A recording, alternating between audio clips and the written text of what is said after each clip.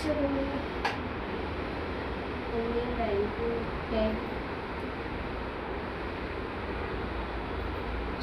સમ average વાળું થોડું repeat કરી લો.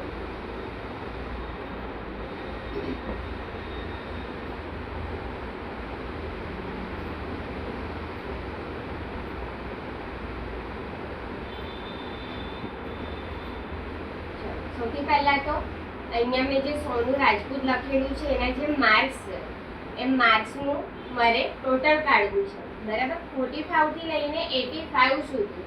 તો કેવી રીતે? તો મેં તમને કીધું હતું કે દરેક સેલનું એક નામ હોય, બરાબર. કે જેવી રીતે કે અહીંયા મેં લખું છું ગુજરાતી, તો ગુજરાતીના સેલનું નામ થશે A, બરાબર, એક નંબર અને એક અહીંયા આલ્ફાબેટ. તો જો સૌથી પહેલા શું કરવાનું, 45 થી લઈને 85 સિલેક્ટ કરવાનું.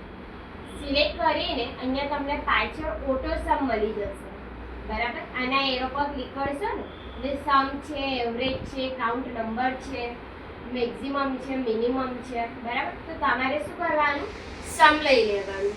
સમ એટલે કે ટોટલ, એટલે તમને અહીંયા ઓટોમેટિક ટોટલ મળી જશે. બસ આ ટોટલ આવે ને એટલે ખૂણામાં કર્સર લઈ જાઓ, તમને બ્લેક કલરનો એ પ્લસ મળી જશે એક્ઝેક્ટ ખૂણામાં, આ વાળો પ્લસ, બરાબર. પછી લે બટન દબાઈને એને ડ્રેગ કરી દો એટલે આ તમારો આન્સર, બરાબર. એવી જ રીતે કોપી એવરેજ 45 થી લઈને 85 સુધીનું સિલેક્ટ કરવાનું.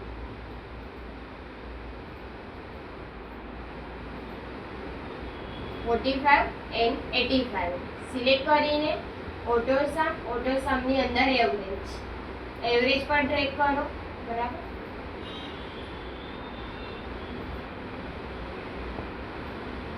અને એવી જ રીતે કોપી મિનિમમ ફરીથી સિલેક્ટ, બસ સિલેક્ટ કરવામાં ધ્યાન રાખજો ટોટલ એવરેજ સિલેક્ટ ના થઈ જાય, આપણે ખાલી માર્ક્સ એકલા સિલેક્ટ કરવાના છે. પછી અહીંયા ઓટો સમમાં આવીને મિનિમમની અંદર બી આને ડ્રેગ કરી દો. બધાની મેથડ સેમ છે, પણ જો મેં અહીંયા 2 ટાઈમ ક્લિક કરીશ તો ખાલી એનો ફોર્મ્યુલા જે છે એ જ બદલાશે. મિનિમમમાં મિનિમમ બતાવી દેશે, અહીંયા એવરેજ બતાવશે ને અહીંયા સમ, એટલે આ ખાલી ફોર્મ્યુલા તમારે યાદ રાખવાનું છે. પાછળની જે મેથડ છે ઓલમોસ્ટ સેમ છે, બરાબર. કે જે રીતે અહીંયા મેં ટાઈપ કરું ઇઝ ટુ કરીને મેક્સિમમ, ફરીથી ખાલી વેલ્યુ સિલેક્ટ કરો, કૌંસ પૂરો કરો અને એન્ટર, બરાબર. તો આન્સર એટલે અહીંયા ખાલી આપણે શોર્ટકટમાં લઈએ છીએ, લખવું નહીં પડતું, જ્યારે અહીંયા આપણને ડાયરેક્ટ મળી જાય છે, બરાબર. લખવું હોય તો તમે લખીને પણ કરી શકો, પણ મહેનત વધી જાય એમાં. લાસ્ટ નંબરનું કાઉન્ટ, તો 1, 2 and 3 કેટલી સિરીઝ સિલેક્ટ કરી છે આપણને બતાવે છે. તો અહીંયા ઓટો સમમાં ક્લિક કરવાનું, એમાં લેવાનું કાઉન્ટ નંબર, પછી આને બી સ્કોર, બરાબર.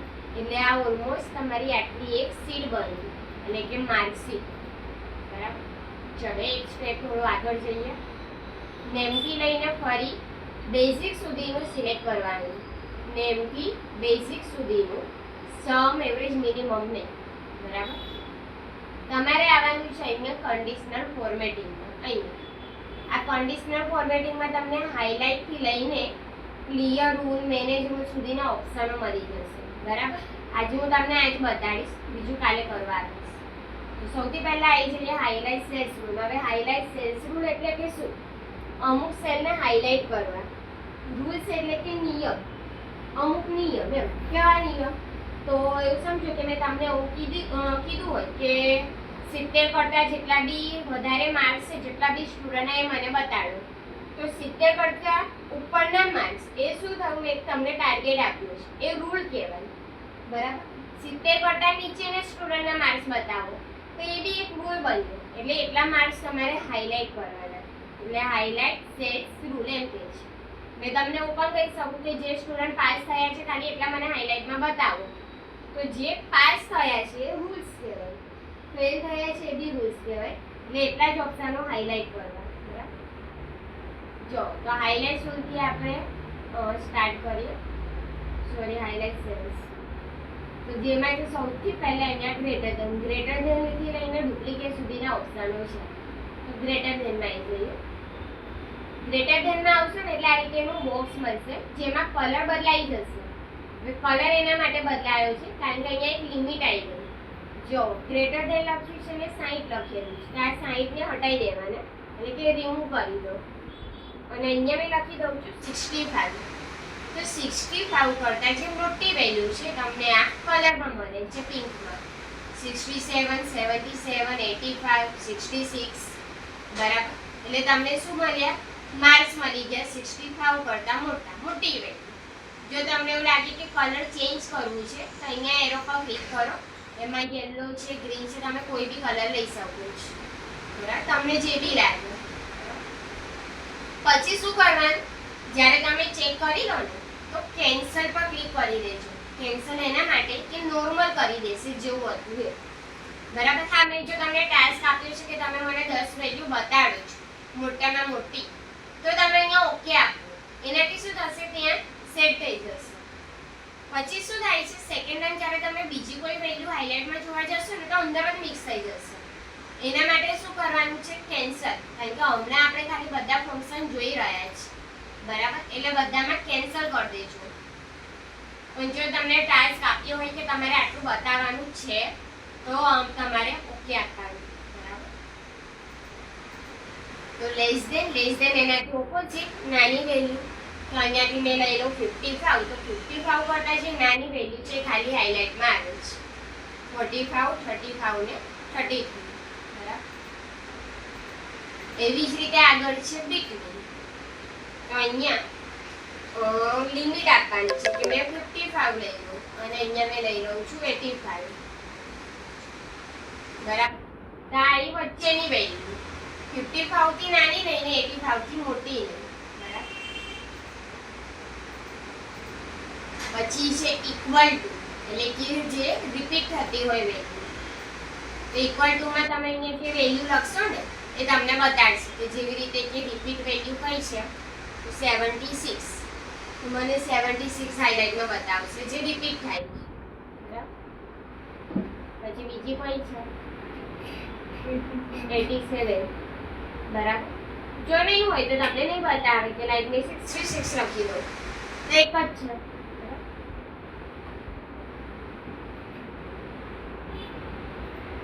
પછી અહીંયા છે ટેક્સ્ટ ડેટ કન્ટેન્ટ. કોઈનું નામ કે સબ્જેક્ટ સર્ચ કરવું હોય એના માટે છે કે લાઈક અહીંયા મેં લખું પ્રતિક, તો મને પ્રતિક હાઇલાઇટમાં મળશે, બરાબર. બહુ જ બધી લિસ્ટ હોય તો કેટલા બધા હોઈ શકે અંદર નામ, સ્ટુડન્ટના, એમ્પ્લોયીના, કે ગમે તે લિસ્ટ હોય તો તમે આવી રીતે ફાઇન્ડ કરી શકો છો.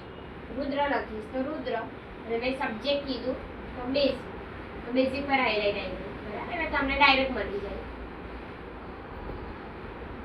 પછી ડેટ ખાલી અમને સ્કીપ કરજો, ડેટમાં કંઈ ના કરતા.